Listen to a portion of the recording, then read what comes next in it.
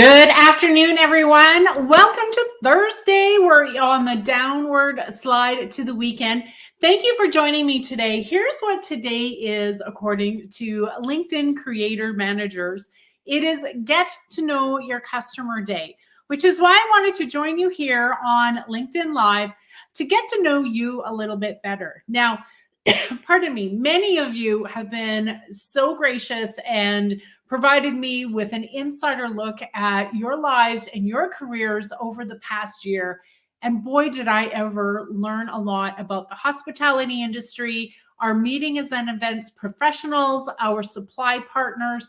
All of you have had such an incredible journey over the past 2 years.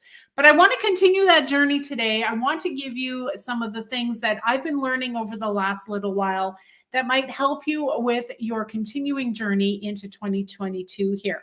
Now, whether you're watching from LinkedIn, Facebook, or YouTube, I'd love for you to just drop me a little hi in the comments so that I can see that you're watching. But more importantly, I want you to also drop your questions and your insights because I want to get a sense of how you guys are feeling here launching into the new year. We've had a tough couple of years. If you're in the meetings and events industry, this is no surprise.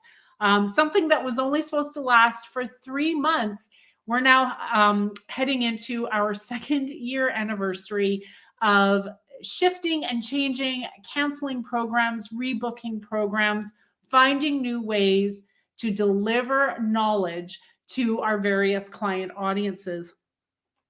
And the trends are that we're going to return to in-person meetings soon. And there's a lot of talk of what that's going to look like for now, all of our virtual meetings and our hybrid meetings. I had a conversation earlier today, and I want to encourage you to still keep an open mind about all the different formats that might be available to you. There's still lots of pros and cons to hosting an in-person meeting, as there are in hosting a virtual meeting or looking at the hybrid model. So I wanted to share that with you. And that's not coming from me. That's coming from someone, another professional in our industry who is looking also at 2022 and all the different formats that might be available to us. But we're also talking about our own personal brands and our LinkedIn presence today. And I wanted to share with you a few things that have obviously come up as of late that might encourage you as you explore your own LinkedIn or your own personal branding journey. So the first thing I want to look at is newsletters. Now, newsletters kind of hit the main stage for LinkedIn audiences back in October. And I just launched my newsletter on LinkedIn as recent as just a couple weeks ago. In fact, today I launched my second edition of my newsletter. So if you have opportunity to hop on over to my newsletter, you can find it under my activity, or maybe you can't. Wait a minute, I just posted it. So maybe it's just not showing up everywhere. Ooh, there's the video. That is literally the video that I'm doing right now. That's very meta. I am watching. That's very meta. Anyways, here is edition number 2 of my newsletter. So I encourage you to go check it out. If you haven't subscribed yet, make sure you hit the subscribe button and you will receive my LinkedIn newsletter once every 2 weeks. What I'm trying to do differently with my newsletter is give you small, actionable things that you can use in your day, your week, or your career. So small, tiny things about under LinkedIn or about my blog, different resources that maybe you can use to add to your 2022. I do want to mention I have a LinkedIn challenge happening right now. So for those of you who are looking to level up your LinkedIn game in 2022, I have some LinkedIn formats that maybe you haven't tried before. So check out the challenge over at leannecalderwood.com/challenge. And we'll see if we can get you infusing a few different media formats into your LinkedIn presence here in 2022. I also have an upcoming webinar all about ways to level up your LinkedIn game fast. These are the low-hanging fruit pieces that are going to deliver some ROI when you're looking for leads and opportunities on LinkedIn. So find your preferred class time over at leannecalderwood.com/masterclass. And we'll make sure that you get into the right class. But here's what I really want to talk about with newsletters. How do you get started? So if you are on your home feed and you have access to newsletters, and if you're in LinkedIn creator mode, you should have access. It's as simple as clicking on Write Article, and it will actually already pop up as being a newsletter. Now, I have my newsletter already created. You will find an option that says Create Newsletter, and you can fill in the details. The newsletter itself requires you to give your newsletter a title, as well as a newsletter description, so people know what they're receiving each week or bi-week from you. Also ask you to create a little newsletter image. So that's kind of cool. You get to create your own newsletter logo, and that's all it takes. Like I said, mine is a bi-weekly newsletter. You may choose to do a weekly or a monthly newsletter, but whatever it is you try to do, this is a great way to connect with people on LinkedIn, off of LinkedIn. So what happens with the newsletter is it gets emailed to the people who subscribe. So if I subscribe to your newsletter is now going to show up in my inbox, my email inbox. And email is still one of the best ways of connecting with our clients. People are still using email. It hasn't gone away. So this is a great way to connect with your LinkedIn connections outside of the LinkedIn platform. It's super powerful. It gives eyes onto your profile, onto your content in a different way. So I encourage you to check out newsletters, especially, of course, if you have creator mode, and see if it works for you. If you do create a newsletter, make sure to invite me to subscribe to your newsletter, so I can take a look at what you're creating and give you some feedback if you're looking for it. So here's the other thing I wanted to do on LinkedIn today is I've had the opportunity, obviously, to connect with a number of you and look at your LinkedIn profiles. Now, because I'm on LinkedIn several times a day, and this is kind of what I do, I always look at people's LinkedIn profiles and I do a quick little a quick little view of it in my head, and I'm looking for great examples. And I've stumbled on 2 examples of really good LinkedIn headlines. So I wanted to show these to you because I just thought they were really good examples of LinkedIn headlines. So we're going to go back to LinkedIn. And one of my friends, Ryan Young, he just recently recreated both his banner and his LinkedIn headline. So I want to show him because he's actually done a couple things on his profile. So the first thing I want to actually, mention about Ryan is Ryan wears a couple of different hats, right? He is the director of sales over at the Ottawa Marriott, but he's also a big part of the Illuminate Project podcast. So we were talking about, okay, how do we create a brand that is Ryan Young that speaks to both of these roles? And I think he did a really good job capturing this in his banner and in his headline. So let me show you what he's done here. So firstly, in his banner, typically the advice I give to people about their banners is to create clarity and avoid confusion, especially if you're wearing 2 different hats. So either your banner speaks to one audience at a time, or your banner speaks to all of your audiences at once. But I love what Ryan's done, and let me show you why. So he's speaking to both individual audiences in his banner. But when he uses these words up here, ready to create an experience here and ready to collaborate on this here, with a clear divide, but yet a clear synergy using the words ready to in both he's been able to do it. And so that's what I love about his banners. He's really been able to capture both audiences in his banner. And I don't know about you, but I am not confused because there's that clear delineation between the two audiences. Very clear on what he's doing. But here's the other thing that Ryan has done really well with this kind of revamp, is making sure that it's tying to his headline. So he's got the Ottawa Marriott here. Great picture, Ryan, by the way. And I'll tell you why I love this picture in a minute. And he's got the Ottawa Marriott here. So he's made a clear match between those two. And here's the other piece, the conversation starter on the Illuminate Project podcast. It's a clear match with this piece here.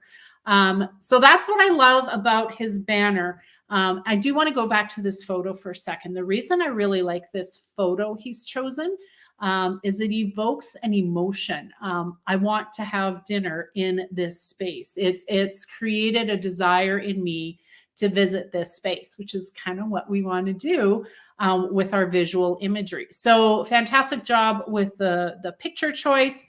Again, creating that clear divide between the two sections. So let's jump down to Ryan's headline for just a second. So he's, again, dressing both audiences right there in his headline, which is brilliant.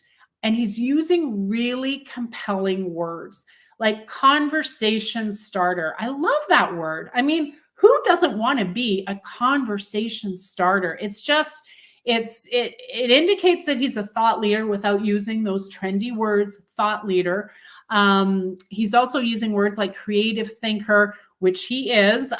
It's just, I'm really impressed with how he has wordsmithed his headline. He's included all of his audiences. It clearly positions him as a thought leader, and it positions him as someone that you want to collaborate with. So well done, Ryan. Love what you've done here. Let me show you another example. This is from a recent friend of mine. We've only become LinkedIn friends recently.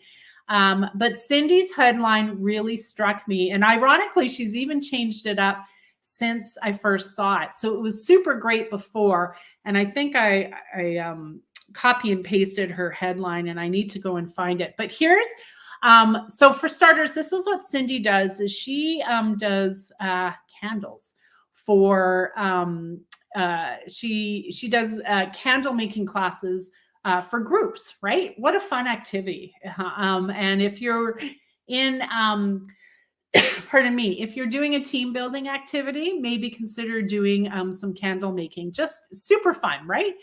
This is what her headline reads: Certified Candleholic, light up the world with me. And then she talks about being a virtual event aficionado, etc. But what I loved was the certified candleholic and light up the world with me. It's just so cute. Oh, I'm going to get rid of that pop-up. Just so cute. You know, it is a bit of a play on words there. I'm a big fan of this headline, and I was a big fan of it before she even changed it, and this is even better.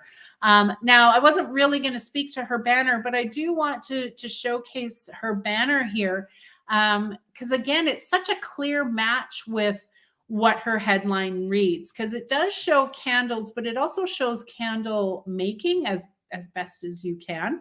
And then it has, of course, that she's a team building expert and it's certified candles. So it doesn't take long for you to recognize what it is that she does when you land on her profile. So anyways, well done, Cindy. So glad that we connected on LinkedIn, and I look forward to learning more about you in the future. I want to kind of wrap up this LinkedIn Live today with my promise to talk to you a little bit about community. Another big goal of mine this year is to create different kinds of community with different kinds of individuals. I've always liked community, but it's very easy as a solopreneur, someone who works from home, to kind of get stuck in a rut and just kind of stay insular. I'm also an introvert. So it would be super easy for me to ignore community. I can do it like that because of my physical location, because of my natural tendency to be an introvert. But I see the value in community and the energy it brings me. So I want to talk to you about 4 ways that you can find community, and perhaps you'll find some community yourself over the next couple of weeks. So the first way to find community, pardon me, the first way to find community is through those chapter memberships and those associations that you belong to. So if you're in meetings and events, maybe this looks like the MPI community that you belong to, or the PCMA. Site is another great example. ILEA, another great example. Most of these associations have local chapters. And so these are your people. These are the people that you can connect with on a monthly basis and share best practices, learn from one another, find common alignment and ground maybe for collaboration. And so it's so powerful. And I was a member of a local chapter for many years. That is until I moved to a smaller city that doesn't have a local chapter. So now I find myself 4 hours from a local chapter, which it's not feasible. It wasn't even feasible before COVID, definitely not feasible now. So now I'm looking at other ways to build community. And I'm going to share the example that I'm working with right now. It's something that MPI has done. Is they've created these communities not based on your physical location and that local chapter membership, but based on other personality traits and career traits of the individuals. So MPI has created what they're calling is communities where you all have something in common. I believe there's a diversity community. I believe there is a meeting planner community. The community I belong to is for independent and small business owners.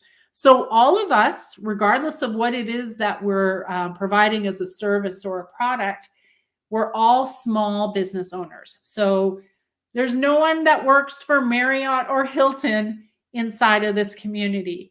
All of the individuals inside the community are entrepreneurial.